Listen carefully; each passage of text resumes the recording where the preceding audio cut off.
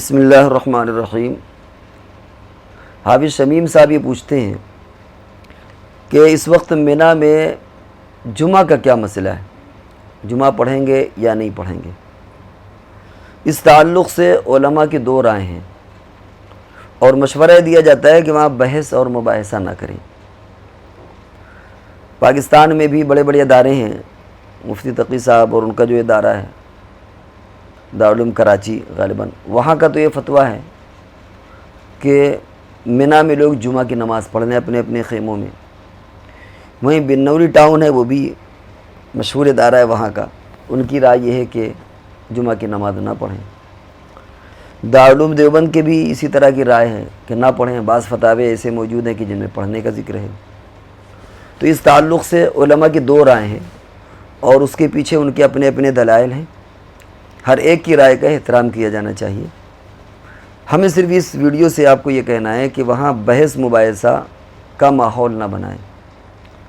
آپ پڑھنا ہو پڑھ لیں، نہ پڑھنا ہو نہ پڑھیں۔ جو لوگ وہاں پر جمعہ کی نماز پڑھ لیں وہ نہ پڑھنے والے پر طعن و تشنیع یا اعتراضات یا کوئی طنز نہ کریں، اور جو نہیں پڑھ رہے ہیں وہ پڑھنے والوں پر کوئی اعتراض نہ کریں کہ لیجیے صاحب آپ ایسا کریں آپ ایسا کریں۔ علماء کے جو اختلافات ہوتے ہیں وہ دلائل کی بنیاد پر ہوتے ہیں، اور کبھی ایسا بھی ہوتا ہے کہ کچھ دنوں تک اختلاف رہتا ہے، بعد میں کچھ سالوں کے بعد جا کر کے اختلافات ختم ہو جاتے ہیں، لیکن جو کہ شروع میں صورتحال واضح نہیں ہوتی، کلیئر نہیں ہوتی، اس لیے اپنے اپنے دلائل پر لوگ جمے رہتے ہیں۔ بعد میں جو وقت گزرتا ہے تو صورتحال کلیئر ہو جاتی ہے اور دلائل اپنا ایک سمت اور اپنا ایک رخ بنا لیتے ہیں، جس کو ہم کہتے ہیں اونٹ ایک کروٹ بیٹھ جاتا ہے، تو پھر جو اختلاف کرنے والے ان کا بھی آپس میں اختلاف ختم ہو جاتا ہے۔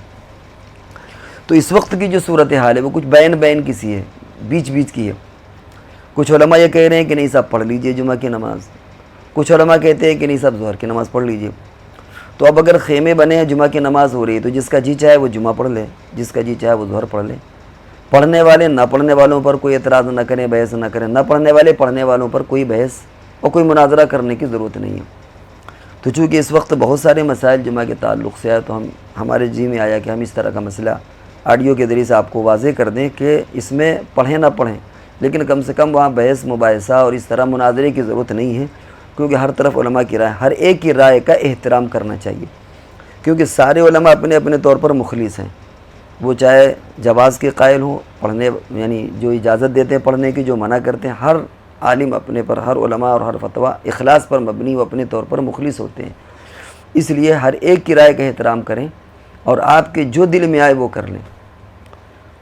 اسی طریقے سے دوسرا مسئلہ قصر کے تعلق سے ہے، ہمیں چاہتے ہیں قصر کے تعلق سے بھی ایک ویڈیو الگ سے بن جائے۔